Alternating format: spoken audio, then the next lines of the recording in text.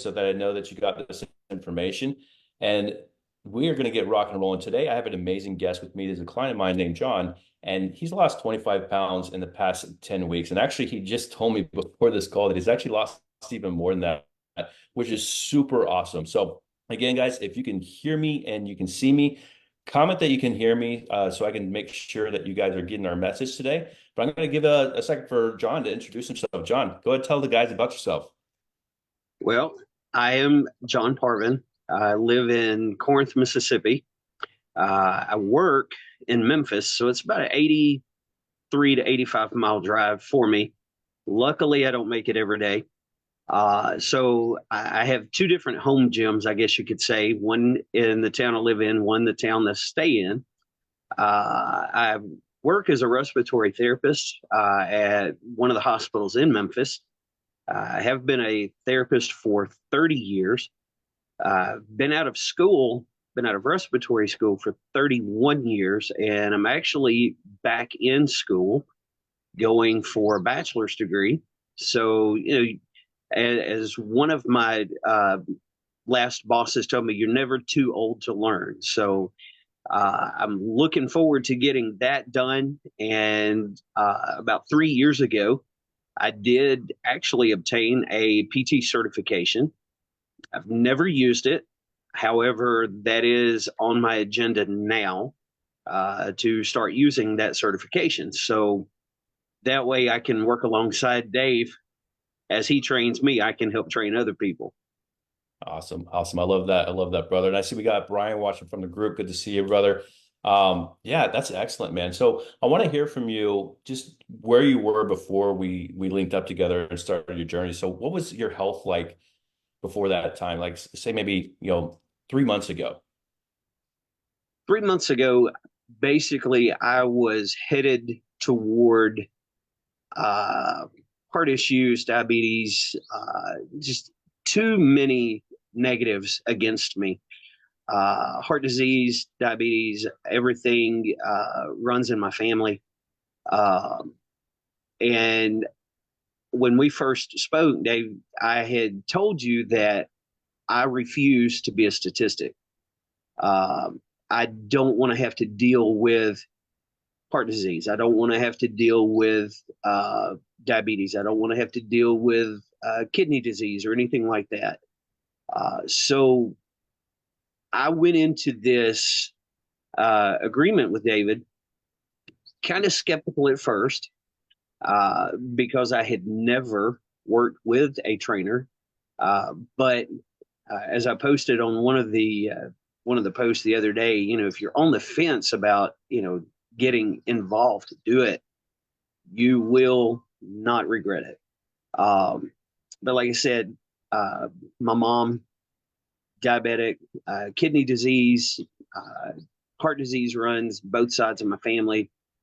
My wife has recently been diagnosed with diabetes. I've been trying to get her on track with everything as well. So I'm really anxious to see where this goes. Absolutely, absolutely. And how did that make you feel? What sort of things that keep you maybe even feel like you might miss out on in the future, just having that? I really felt like crap most days. Uh, I would go to work.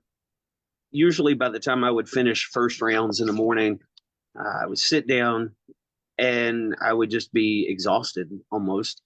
And knowing that I needed to do something, but a lot of the time I did feel run down. I felt, I guess you could say, I felt like total crap. I was telling my wife yesterday, at one point, I used to have leg cramps pretty bad. I have not noticed any leg cramps lately either. So something's working, but yeah. Absolutely. And those of you guys that are listening, if you're running through the same issues that John was having before, and that's you, just comment me below. I'd love to hear from you guys to see, if that is something that just does really inspires you to start getting healthy and take control of your life, because these things are things that can, really hinder us from the things that we want to do in the future. Our quality of life, maybe sticking around even for kids or grandkids, it's really important that we do take care of our health and do things that not only get us healthy, but sustain in the future. So, John, what was your goal though? What were you trying to accomplish, when we linked up? The main thing that I was wanting to do was I was wanting to shed the weight because I knew my weight was too high. Uh, I carried a little bit too much excess body fat. And I kept telling myself, okay, I've got to do something about this, got to do something. But apparently, what I was doing was not enough. Um, I was kind of, I guess you could say, I just kind of perceived myself as a fat slob every day. I would look in the mirror, was not satisfied with what I saw until I actually took action and started doing something about it. Absolutely. And why was it important? Why was it the most important for you to take that action when you took it? So I have three children, two of which are married. Um, One of those, he and his wife are actively trying to have a baby, and I want to stick around for my grandchildren. Um, I don't want to kick the bucket anytime soon. So I knew that I had to make a choice in order to be here for grandchildren and be healthy and not sick all the time. Absolutely. And that goes into show. We've had a lot of conversations up to this point, but you really want to be that strong provider, protector, and leader that your family deserves. And you're showing that your transformation has been showing up, not only just physically transforming, but mentally. I've seen so much come from you. So many powerful things that you've done. I've seen your post on Instagram. I follow you on there. You have some great posts in there, just really inspiring to a lot of people. So how long do you think you were actually struggling with getting this weight off before we linked up? Quite a number of years. About 12 years ago, I had gotten to the point, uh, I started measuring everything that I ate. If it went in my mouth, it was measured. I was doing a particular workout at the time. Uh, by watching my diet then and this workout in 2 months, I actually lost about 20 pounds and was checking body fat at that point, and I had lost at least 8% in that 2 months. Uh, but after that, life happened. I fell back, gained it all back, which that if I can help it, it's not going to happen this time. So uh, Absolutely. I just struggled for quite a number of years. Absolutely. And it sounds like the things that you were doing before were a little bit of those quick fixes, but not necessarily a lifestyle change. And a lot of times we all get this. It's called shiny item syndrome, right? We see something shiny like a pill or a shot. There's those things like Ozempic out there, and there's these fad diets like keto, paleo. We really need to make a lifestyle change. Getting healthy isn't about what that quick fix is. Now, some of these things do things right and they can help you lose weight. But if you're not addressing the core issue of why you got unhealthy in the first place, it's hard to sustain. Because guess what happens? When you remove the thing that got the results, you go right back to where you started. Think of Right. it in terms of lifting weights. If I were to do bicep curls, 30 pound dumbbell doing bicep curls, and I got big, huge biceps from that. What's going to happen when I stop doing bicep curls? Well, my biceps are going to shrink. They're going to go away. There's not going to be anything left there, right? And that's why you have to continue doing those curls. Very similarly to your weight loss journey or just trying to get healthy, get off medications, gain more energy. You got to find things that you can commit to. Sustainability, the cliff notes of sustainability is doing something consistently and well. That really just means you got to like it. You got to enjoy it. So these things like eating kale tofu salad all day long, being on a magic pill, a certain type of hit routine that you might be doing to get you to a certain result, they're not going to sustain that result because if you can't commit to doing those long term, and most of those things I mentioned, you shouldn't be doing long term, right? Keto, paleo, Ozempic, you shouldn't be doing that stuff long term. It's not healthy for us. If you stop doing those things, then we tend to put the weight back on. So, John, or actually, those of you guys that are watching, if that's you, if you've tried any of these quick fixes, these fad diets or any type of those pills or supplements or even some random fitness plan that you tried out there, if you've tried that, comment me below. And if you feel like you put the weight back on when you stopped, also comment me below. I would love to see, how many of you guys might have gone for that, but I want to be able to give you guys the resources that can actually help you sustain. And it's making lifestyle changes. That's the only way you're going to get the weight off, keep the weight off. That's all there is to it. It's really as simple as that. I know it's easier said than done sometimes.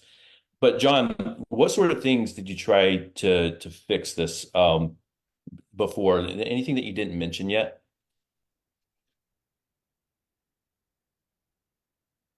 I had done what I could to eat healthy, uh, but at the same point, I was eating anytime during the day. There was no concept of intermittent fasting. Uh, I would eat at 9 o'clock at night. I would eat sometimes at 10. Go to bed, get up the very next morning. As soon as I got up, eat. Uh, just even though it was healthy, most times it wasn't enough. One of the things that I'm kind of bombarded with and plagued with, I guess you could say, even when I do go to work, say for instance, this afternoon I'll be headed to my grandmother's. One of the very first things she's going to tell me, as she tells me every week, hey, there's some sweets over in the corner. That's fine. I don't want them. Uh, and I kind of explained to her once I started the intermittent fasting. I started explaining to her what I was doing. She's fine with that. But she still likes to tempt me with the sweets. And of course, we have a snack machine just right outside of our department there at the hospital I work at. And I pass by it every day and I'm thinking, okay, no, not today. We're not going to do this. Um, but that was a big struggle that I had. Snack machine right there. I'd grab the snack machine, get what I wanted. Then I would eat it and then feel guilty because I knew that that's not what I needed to do. Um, I knew that, okay, hey, I've got to lose some weight, I've got to lose some fat, but I'm not going to do it eating sweets all the time. There was other issues that I had when I would go to the gym. I had such a, I guess you could say, a complex about myself. Uh, that I didn't want to work out around other people. So there was one afternoon I pulled up at the gym. Gym was full, parking lot was full, and I said, "Nope." Backed the car up and I went home. Uh, so I struggled with that. Struggled with a low self esteem, low self image. Um, and I kept telling myself, that I could do this, but I really didn't believe myself. I guess you could say. Um, so it was a lot of poor self image, and I had no confidence in myself. I kept telling people, "Okay, you can do this, you can do that," and I would see them do this or that, but at the same time, here I was telling myself, "Okay, you can do this," but I never believed myself. But that's been some of the struggles that I've had. Trying to eat healthy, but at the same time eating anything I wanted to. For instance, when I finally cut out the pasta and the rice at the Chinese restaurant, I stopped walking out bloated. And I felt a lot better by dropping those two food items, even though I do miss them. Uh, you know, I don't feel guilty by not eating them any longer. Absolutely. Absolutely. And I know a lot of people are struggling with the same thing. You mentioned two really big issues that a lot of people have when they're trying to get healthy. One is the sweets, right? And yeah, grandma, that's what she's there for, to give you the sweets and give you the cookies and try to tempt you. And I think everybody's grandma is going to do that. Here's the cookies that I just made. And sometimes we have to have that little bit of a mental toughness to say, Grandmama, I love you, but I can't have this right now because I have this goal. But yeah, Right. sweets, if you're on a journey and sweets are just something that's there that's really hindering you, yeah, that's a major contributing factor to whether or not you're going to be able to burn off some fat or even, you know, get to other goals, your other goals, right? Here's the thing about sugar. We know in the research that sugar is actually 8 times more addictive than cocaine. That's in the research. And that's a major issue for someone who is trying to get off sweets. So cold turkey doesn't really work.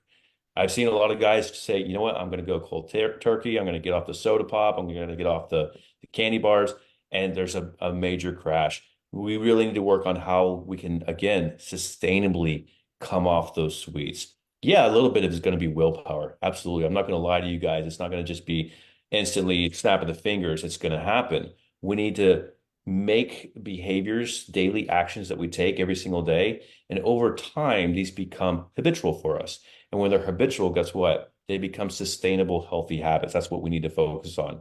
And to the second point that you made is having not having that confidence going into the gym. That might be an issue for a lot of people too, especially us men. We tend to like to want to be able to lift heavy when we go to the gym. And so when we get there and we haven't been training for a while and can't lift heavy, sometimes we think down on ourselves and say, oh, well, I'm not there like these other guys in the gym. And that's a lot of the reasons why we don't have that sort of confidence. We don't look like these other people. But keep in mind, those people in there have been going there for a long time, right? There was a point where they didn't look like they did. And your journey started with you. Everybody is different. Everybody's going to respond different to training. Everyone has a unique journey. There's no one size fits all. Give yourself permission to say, I'm starting here and I'm going. And you'll notice there's a lot of people. I know the gym culture right now, there's some negative aspects about it, people posting on social media, some negative things, but I like to believe the majority of people in the gym are one, they're minding their own business, right? And two, you actually get to meet a lot of awesome people there, great connections there. Those of you that are looking and waiting to go to the gym, and just don't have a gym buddy yet. Here's the number one thing I hear. I haven't gone to the gym yet because I don't have a gym buddy. My friends won't go with me. My spouse won't go with me. My brother won't go with me. My relatives, I can't convince anybody to go with me. Guess what? Your gym bro is already at the gym. You just haven't met him yet. They're already there. You need to find someone that has similar goals that line up with yours. You just haven't met that person yet. So if you're worried about going to the gym and having that gym buddy, just go there first, strike up some conversations, ask people questions. That's always a great way to learn too. Ask someone that's might be bigger than you and say, "Hey man, I want to learn this stuff." You'd be surprised how often these guys in there that are lifting heavy and doing, you know, big old bicep curls and they got big old shoulders are more than willing to say, "Yeah, man, I want to show you this stuff." There's so many guys in there that are willing to help. Now, of course, some people just want to be left alone, and let's respect that. But that confidence to get in the gym, it starts with you because the number one thing that keeps people from making progress or from getting started is a lot of that confidence, a lot of that I don't believe in myself. Now here's the tough part, right? It starts with you believing in yourself. I can't make you believe in yourself. I can believe in you, absolutely. But when you get started, you have to believe in yourself because no one's going to believe in yourself for you, right?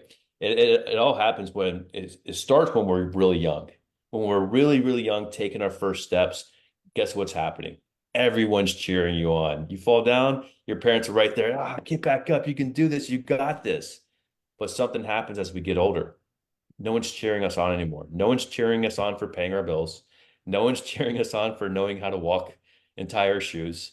No one's cheering us on for the good things that we do on a day-to-day basis. You have to be able to cheer yourself on. And it all starts with creating some affirmations for yourself, maybe standing there in the mirror in the morning and just saying that you got this, saying things that you're good at, even if you think they're small things that you're good at.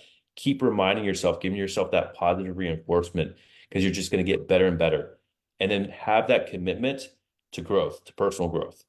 That's the best way to do it. So this resonates with anybody watching right now. Comment me below. I'd love to hear from you to see if this is resonating with you guys. So, John, what are some things that you did differently, in the past, 10 or so weeks that has significantly changed for you? So one of the very first things that I've done was even at the beginning when you and I first spoke, the intermittent fasting.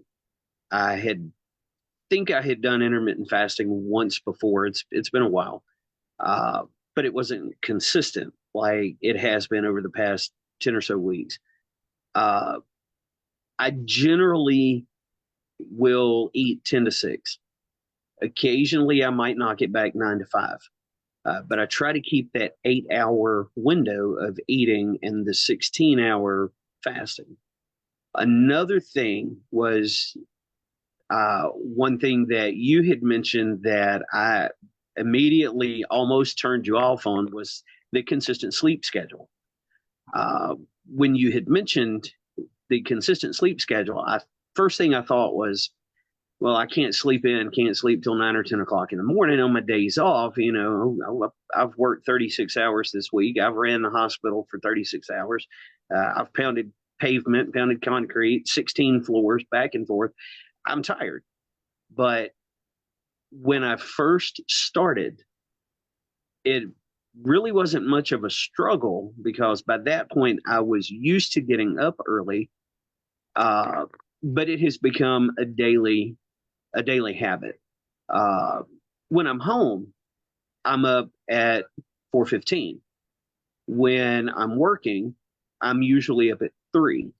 And I'm at the gym between 3:15 3:30. That has been a huge factor in being able to see the results that I've seen. And one thing you had mentioned as well was the gym buddy. Uh, I just so happened to be at the gym one day. This guy walks in. He saw me on the treadmill. He was outside. I was inside. He waved as he walked by. A few minutes later, as I was getting off the treadmill, he comes back there. Well, I forgot something. I've got to go home. And I thought we stood there and talked for just a minute. And I thought after he walked away, I was like, that's not really something that you see very much of. I think I would like to meet this guy, and I started looking for him every time I would go to the gym. Well, finally, about a week and a half later, I had that opportunity. He was there when I got to the gym. Um, we struck up a conversation. We've been best friends ever since. Um, and there's a huge plus there, for anybody who might not be, or who might not have that gym buddy that are looking, like you said, don't be afraid, walk up, ask questions. This guy turns out he is a former personal trainer and a former competitive bodybuilder. Uh, so he's helped me some. In fact, he wrote up a workout last week, and he and I are doing it this week. So we're going to see, how we can come along with that. But it's been a journey. Been a journey with you, David. Awesome. Awesome. Awesome. I love that. I think if I'm breaking up here a little bit, John, can you still hear me okay? Yeah. All right. Awesome. Yeah. If we're still coming through in the group, just and the internet is kind of being a little bit spotty here, but I'll make sure I fix that. All right. So I think I'm frozen a little bit again here. All right. One, Yeah. Yeah. And you mentioned, yeah, absolutely. Go ahead. one thing that I just remembered because I wrote some things down last night. Another thing that I've done, I've made healthier food choices. I try to stay away from the inner parts of the grocery stores. Shop that perimeter, like you've said many times. Um, I've taken what you have taught me and I've applied it to things that when I go shopping, okay, I'm going to look at item XYZ. Oh, it looks good. There's very low fat, very high protein, but let's look at the carbs and the sugar. So most times I'll look and I'll set it right back down because I'm thinking, no, that I don't want pure sugar in this protein bar, for instance. So that's another thing that I've done. I love that. I love that. And I like that you mentioned earlier, John mentioned fasting, right? That's what I call an accelerator, but it's also something that we can use for sustainability long term. And I think I'm frozen again here. I'm trying not to freeze. I don't know what's going on with the internet here, but um, the point I'm trying to make is it's not the magic pill, right? It's not a magic pill at all. It's part of a process. And what you need to do is make those lifestyle changes. Notice John didn't say he only did fasting. We talked about sleep. He's talking about nutrition. He's talking about fitness and mindset. We need to focus on those things as well. If you're doing any of those magic pill things like keto, paleo, and you're not focusing on those other things, you're going to have a hard time sustaining. And that's why the protocols that I actually teach can actually fit in with that lifestyle and bring you back to something that you can sustain long term as well. So it's really, really important that if you're listening to this and you say, hey, I'm just going to go fast, it's not going to have the effect that you think it has. Now, the one reason why I like to utilize fasting is one, it's more natural for us, right? We've only been eating breakfast for the past 200 or so years. Two, if you look at all these fad diets that are out there, like keto, paleo, a lot of those diets, even carnivore, they utilize fasting. So cut out the BS of the other diets out there and just do the process that's actually the needle mover for all those plans. But again, if you're interested in fasting and you want to learn more about it and make sure you're doing it the right way and making sure that you're actually applying the concepts of nutrition, fitness, sleep, stress, and mindset that go along with it because it's one piece of the puzzle. Comment fasting below, and I'll help you get some of those resources as well. So, John, tell us how's life like now? What are some things that you're noticing that are different? What are people saying? Well, one of the things that I just noticed yesterday, and you and I had talked about this at one point. I recently went and I've had to buy practically all new clothes because none of my clothes fit me. Uh, I bought a new pair of blue jeans. They fit perfect when I got them.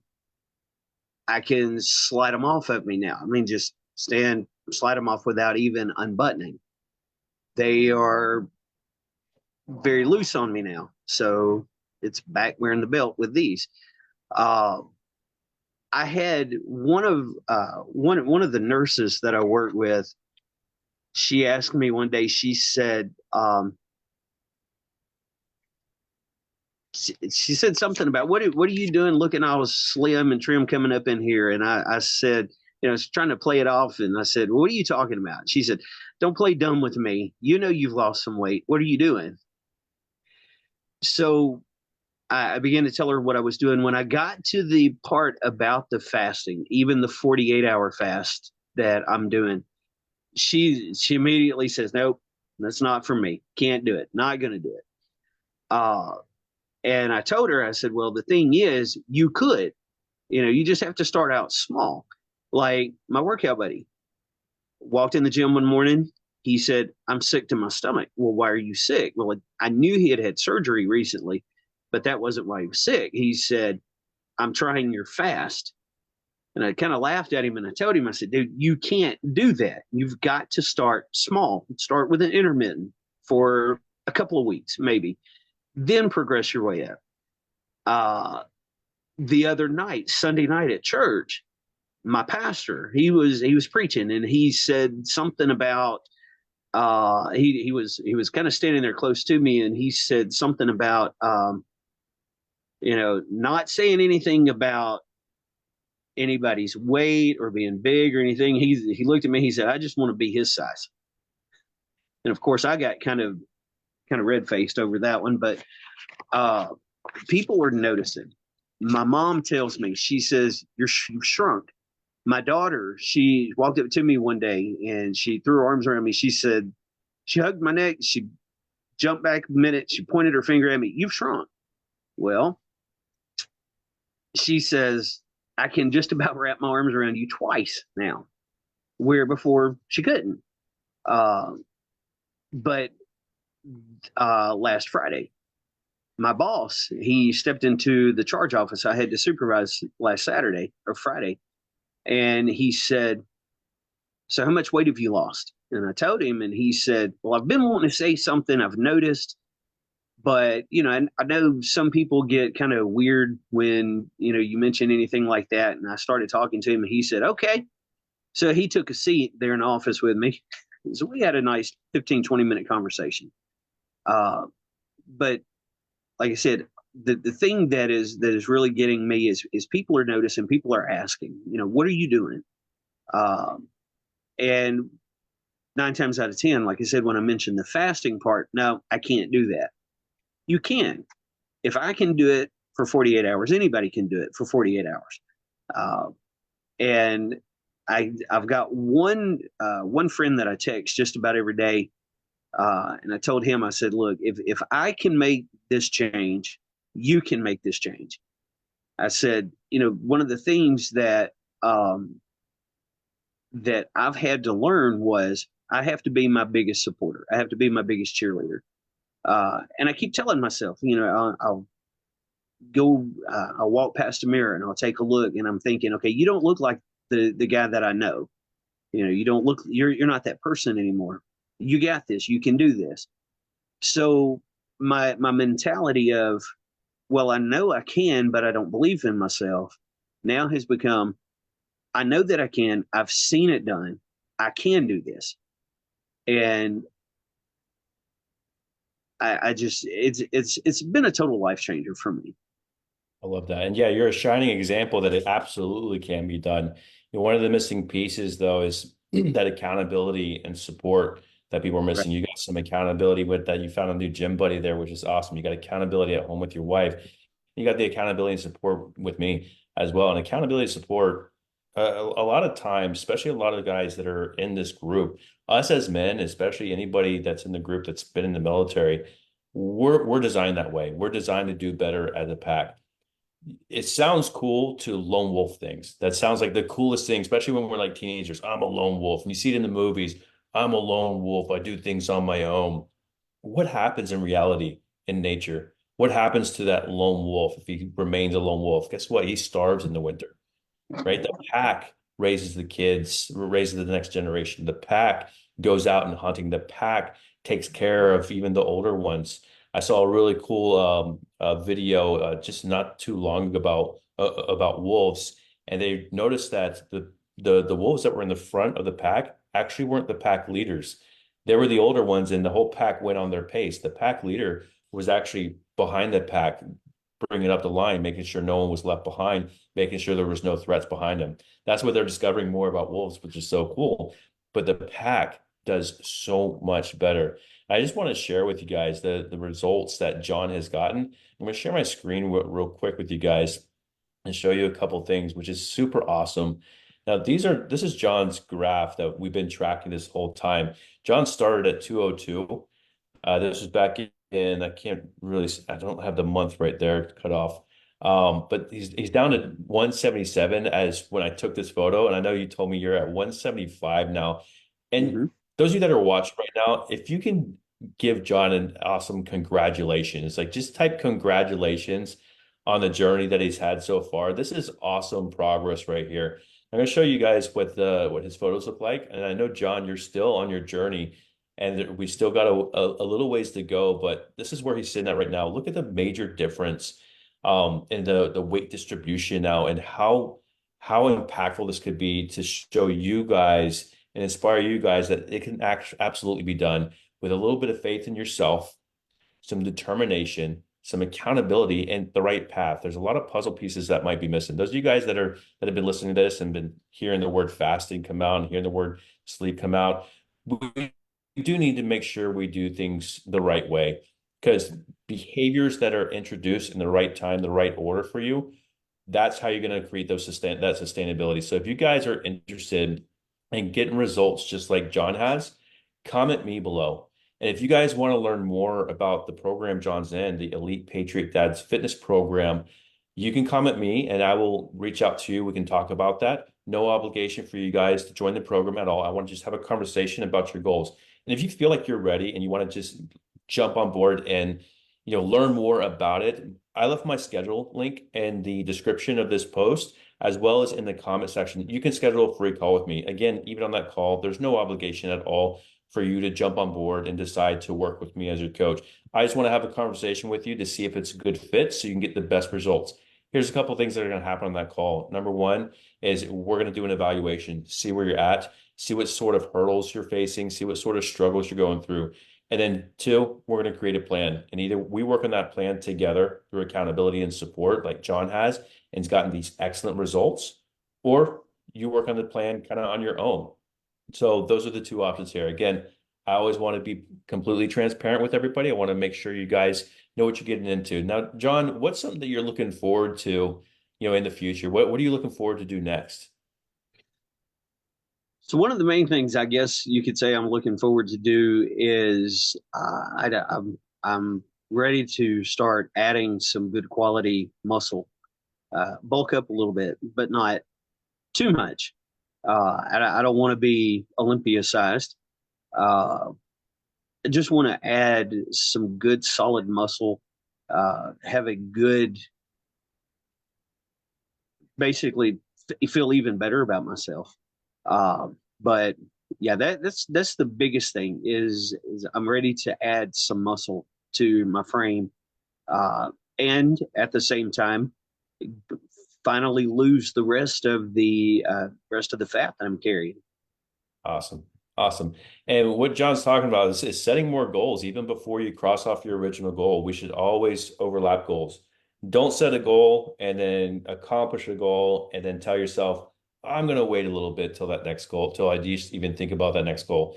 Because that week or 2 weeks or even a few days, guess what? That leads to procrastination. That leads to complacency. And all of a sudden that, hey, I'm going to set a new goal in 2 weeks or in one week turns in, I didn't get to it. Let me do it next month. And then the next month and the next month.